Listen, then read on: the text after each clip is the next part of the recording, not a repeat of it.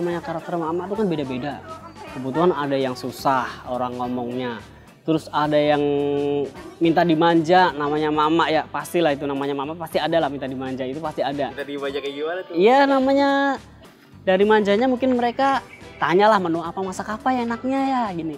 Loh kok tanya sama saya jawab terus terang aja saya bukan suami.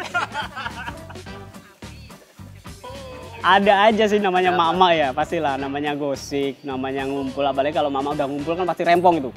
Dimanapun, nggak hanya di tukang sayur. Belanja di mall atau di minimarket, dimanapun kalau mak udah ngumpul 1-2 orang tuh mereka pasti udah ngegosip kebanyakan. Dan mereka yang digosip nggak jauh, paling tetangganya sendiri. Pelanggan sayur itu kok di grup itu kurang lebih ada 96 orang. Ada grupnya? Ya. Jadi 96 orang itu kita beritahu dulu dari awal. Tukang sayur tar libur dulu ya. Pengalaman saya begitu dari tukang sayur.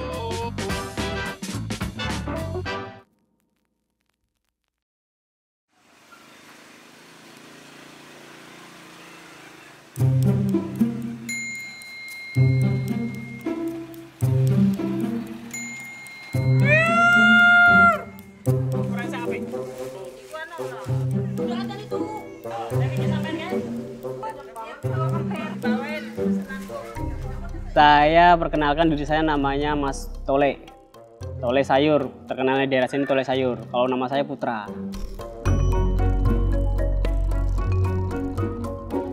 Kurang lebih saya udah berjalan sekitar 11 tahun dari jualan sayur.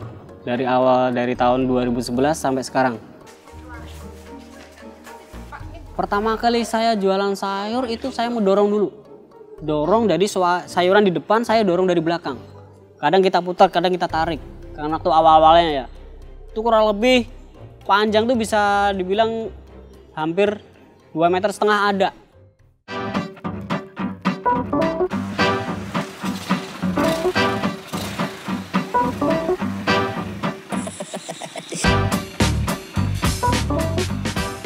Atau dari awal kita merintis, gang ke gang itu saya masukin semuanya biar tahu celah-celahnya di mana. Ibu-ibunya gimana orangnya.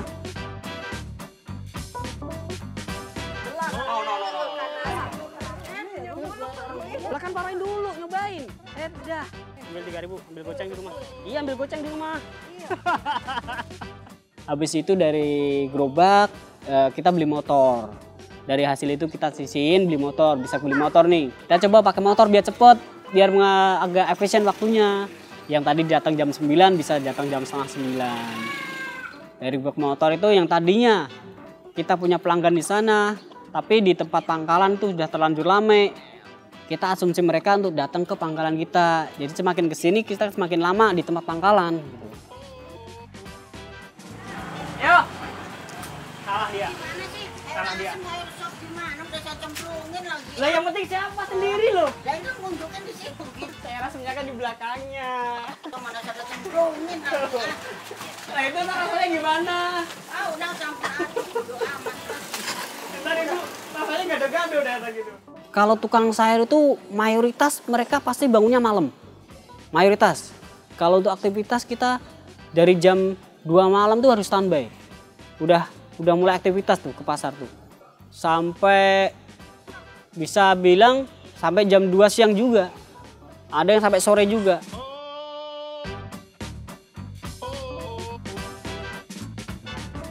Kalau dulu dari pagi pulang bisa sampai sore saya dulu tuh. Waktu dari awal-awal sebulan, 2 bulan, 3 bulan tuh. Kalau untuk tukang sayur yang mangkal kayak ada ruko itu bisa dibilang mungkin sampai 24 jam bisa ada. Ada juga.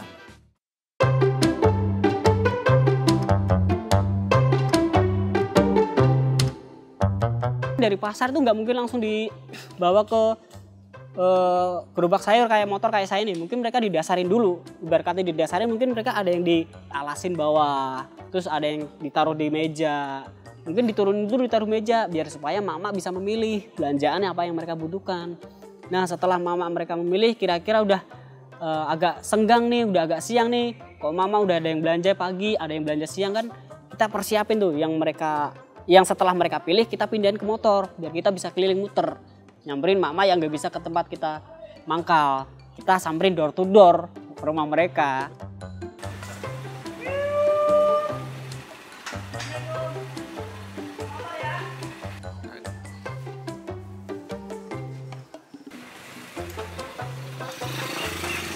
Kalau saya pribadi tahu tentang karakter emak-emaknya bagaimana.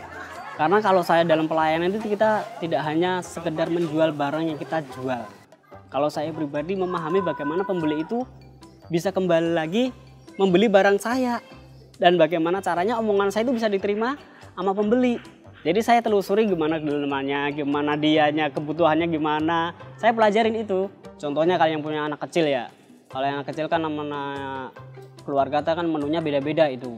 Ada yang suka pedas, ada yang enggak. Tapi makanya udah dari dong, nyobain itu dari rutin deh. Ada 3 langganan saya yang sembuh total bener terus terang. Ini Kang Jayanti punya anak kecil ini. Kalau dari pelanggan yang emang udah bisa dibilang setia ya, itu bisa memahami. Kita bisa membaur, udah kayak bukan kayak pembeli dan penjual lagi, udah kayak keluarga gitu. Jadi antara kebutuhan dia saya cukupin, kadang dia butuh bantuan yang lain di antara lain dari jualan sayur, saya juga bisa bantu. Misalnya kalau untuk angkat genteng di rumah bocor, namanya kadang mereka kan ditinggal kerja mas suaminya gitu, suruh bantuin, saya bantuin semampu saya gitu aja.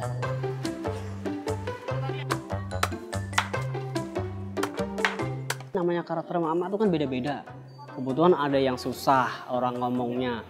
Terus ada yang minta dimanja, namanya mama ya pastilah itu namanya mama pasti ada lah minta dimanja itu pasti ada. Minta dimanja kayak gimana tuh? Iya namanya gimana ya pembeli sayur tuh dari manjanya mungkin mereka tanyalah menu apa masak apa ya enaknya ya gini. Loh kok tanya sama saya jawab terus terang aja saya bukan suami. Kalau saya nawarin bapak saya banyak gitu. Misal ada yang misalnya mereka ada yang cari, ada yang dipesan malahan. Kadang nggak dibawain, kadang marah-marah. Cuman kita sebisa mungkin menanggapin komplain mereka. Misal kalau mereka nggak dibawain, kita ganti menu alternatif. Ya, misal kalau mau dimasak besok, ganti aja menu sekarang yang ini, yang besok lagi pesan lagi aja saya bawain. Sebisa mungkin saya itu ibarat kata menanggapin omongan mereka, biar mereka nggak terlalu emosi sama barang yang mereka tuju nggak ada, biar mereka bisa gimana ya terasumsi pilih menu yang lain gitu loh. Jadi saya bisa merekomendasikan menu yang mereka hari ini nggak ada diganti dulu menu yang ada, dan menu yang diinginkan hari ini bisa diganti besok saya usahakan ada begitu.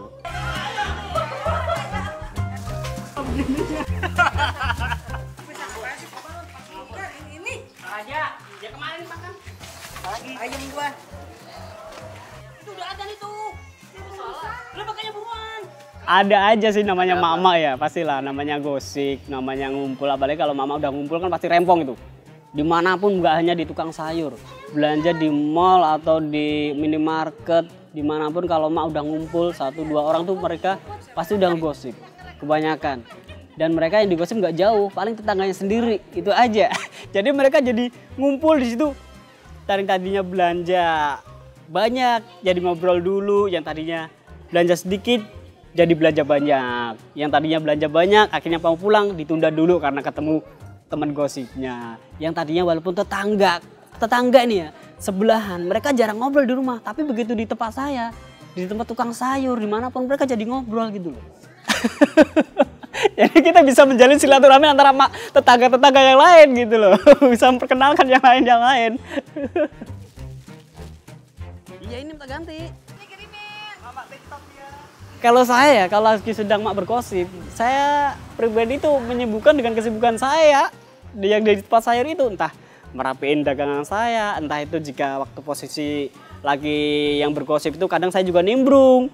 Nimbrungnya itu ditanyain pendapat ya, kadang saya nimbuin apa yang mereka obrolin. Jadi semacam kayak nambahinnya itu ibarat kata biar mereka tuh saling terjaga komunikasi antara satu sama lain, bukan hanya untuk menambah gibahnya enggak, hanya menjaga silaturahmi mereka biar baik-baik semua gitu aja sih. Namanya kita kalau laki-laki kalau menanggapin bisa pusing sendiri. Kadang kalau mereka lagi mentok, mungkin namanya orang mak-mak ya, mentok sama pasangannya di rumah atau keluarga di rumah. Karena mereka sampai mentok, gimana ya bang, gini keluarga saya, anak saya. Ya saya bisa mungkin ngasih pendapat yang menurut tahu saya, itu aja. Saya tanya dulu gimana keluarganya, gimana anaknya. namanya kan masing-masing, nggak semua mak sama. Tapi kadang mereka juga sering minta pendapat, nggak begitu gimana ya, nggak begitu terlalu ke dalam banget sih soal pribadi sih. Kalau untuk pendapat sih mungkin hanya sekedar pendapat, kadang ada aja gitu. Kadang anaknya yang suka rewel, kadang suaminya kadang yang masih penghasilan kurang, ada aja lah namanya emak-emak lah. Misal kita, mama udah buat jatah belanja hari ini nih. Terus ada kebutuhan mendadak yang lebih penting dari keluarganya. Kalau saya sih, saya pribadi ya, saya menjaga pelanggan biar bener-bener bisa dibilang percaya sama kita tukang sayur gitu. Ini berapa ekor nih? 5 ya? Jadi walaupun mereka nggak ada uang tuh hari ini bayar, bisa bayar besok, saya persilahkan mereka. Terkadang mereka mau bayar pun nggak semuanya, separuh pun kadang saya kasih. Karena saya memahami kebutuhan mama, saya belajar sebisa mungkin memahami kebutuhan mama, biar pelanggan saya itu juga mengetahui, oh di sana tukang sayur nggak hanya jualan tukang sayur, nggak hanya menjadi tukang sayur, mereka orangnya juga ramah, orangnya juga sopan, orangnya juga baik gitu kan. Namanya kita di kota orang lah.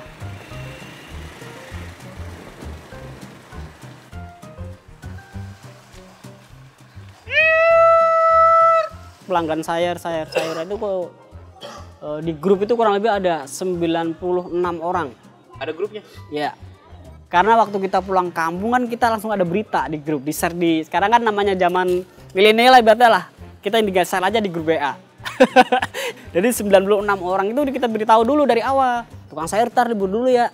Kasihlah tanggal sekian libur, tapi sampai waktu yang ditentukan gitu, nggak bisa tanggal sekian nggak.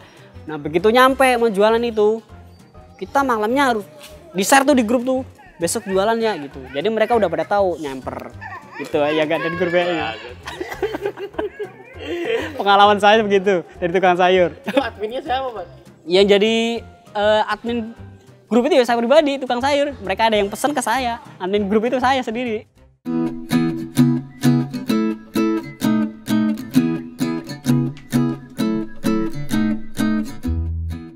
Kesulitan waktu kita merintis kalau untuk jualan sayur tuh biasanya soal harga ya. Iya, biasanya soal harga. Gimana tuh? Dari harga sayur kita kan nggak jual 1-2 barang. Kita bisa lebih dari 10 barang yang kita jual. Orang kalau main, ibarat kata main terjun dalam jualan sayur, belajar dari awal, memahami barang tuh harga berapa-berapa, bisa hancur. Kalau saya dulu emang awalnya emang di situ. Makanya kita waktu saya jualan dari awal, nggak langsung jualan. Saya juga perlu proses belajar. Belajarnya juga ngikutin orang pertama yang udah jualan dulu. Dari belajar di situ saya pelajari gimana sih caranya jualan. Bukan dari cara jualan dulu, cara belanja dari mana. Cara belanjanya di mana, terus cara mengatur belanjaan itu di mana, terus cara membagi belanjaan itu gimana. Saya pelajarin dulu dari awal, nggak langsung terjun. Prosesnya juga lama, butuh kurang lebih 2 bulan kalau saya. Untuk modal kurang lebih bisa dibilang tuh 2.500.000 tuh minimal. Bisa lebih kalau ada orderan masuk, orderan semacam pesanan itu ya. Karena kita kalau nggak sedia modal serep, kalau udah nyediain modal pokok, kita bisa kurang belanjaan. Dari duit segitu kita bisa belanjain, ya kalau 25 jenis ada lah barang itu. Dari semua itu ya, yang dijual di tukang sayur tuh. Dari buah-buahan, sayuran, lauk, ikan, kurang lebih 25 jenis ada. Kalau untuk barang kurang lebih 50 pieces juga ada. Dari barang satu ke satu 50 pieces juga ada. Karena sayur itu banyak. Nggak cuman bayam kangkung, daun singkong enggak ya. Ada mama yang butuh nyusuin. Pasti butuh asumsi buat gimana air susu. Banyak ya, katuk satu. Terus ada yang sekarang namanya daun pepaya. Ada yang mama yang pengen bikin jamu, bikin urap. Ada lagi daun keningkir, banyak itu dari sayur doang. Terus dari kita buah. Buah, kebutuhan buah mama tuh juga cuman pisang, nggak cuman apel doang ya. Ada namanya semangka, ada jeruk, ada pir, ada anggur. Kadang pun duren, kalau lagi musim ya. Dijual nggak tuh, Bang? Ya kalau ada dijual. Gimana pun barang itu kalau laku, kalau menguntungkan dijual. Namanya kita pedagang ya.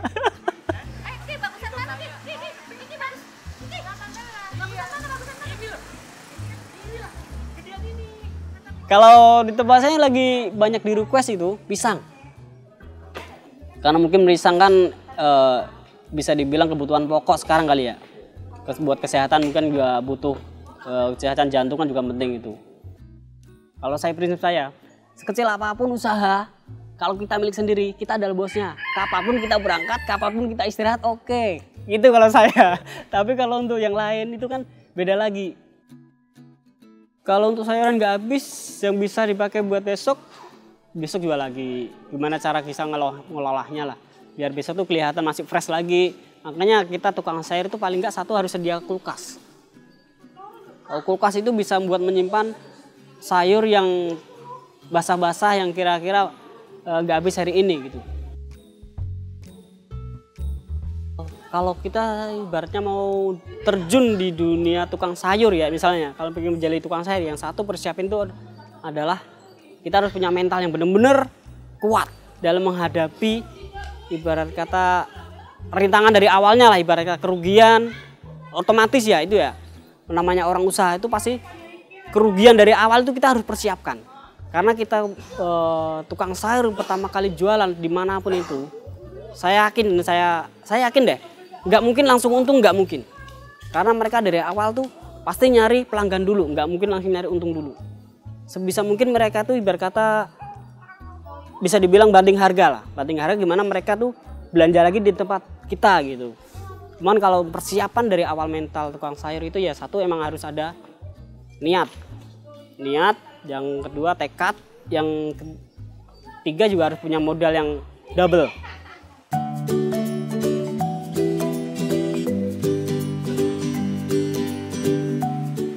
Sekarang tuh rata-rata tukang sayur harus berani modal deh, harus berani modal. Ibarat kata walaupun mereka tuh sedikit belanjaan tapi bisa dibilang komplit. Jadi mak-mak sekali belanja ada di satu tempat yang dituju yang ada komplit lah belanjaannya.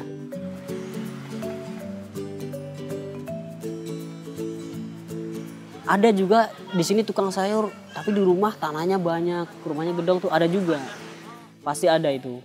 Udah pasti ada, tapi mereka nggak, ibarat kata pasti ada, tapi perjuangan mereka juga prosesnya juga lama, nggak instan gitu.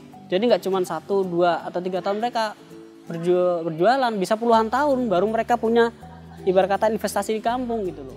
Ibarat kata kerja ya, kita kerja ada hasil, ada untung, kita beliin lah apa ya kita buat kebutuhan nanti di hari tua di kampung kita gitu. Karena kita kan selamanya merantau. Kalau untuk harapan saya di tukang sayuran tuh namanya kita tukang sayur ya, kalau bisa sebisa mungkin harga kebutuhan tukang sayur mak-mak namanya kebutuhan pokok itu pastilah makan ya. Itu kalau bisa jangan sampai melonjak banget lah, stabil lah sama ibarat kata kebutuhan mak-mak sehari-hari itu. Kadang kalau kita terlalu melonjak banget, kita kasihan juga mak-mak yang belanja karena mereka juga penghasilan mereka kan nggak hanya mengandalkan dari suami doang. Kadang mereka yang ada jadi buruh cuci piring, ada juga cuci gosok juga ada. Kadang suaminya yang ojol, nggak hanya jadi orang kantor, suaminya kan ada juga namanya orang masing-masing ya. Jadi kadang kalau sayuran lagi mahal gitu, kita juga kasihan mak-mak menjualnya. Kita dimahalin, kasihan juga. Nggak dimahalin, belinya mahal. Kita nggak untung, kita jualan. Namanya orang jualan pasti nyari untung lah ya.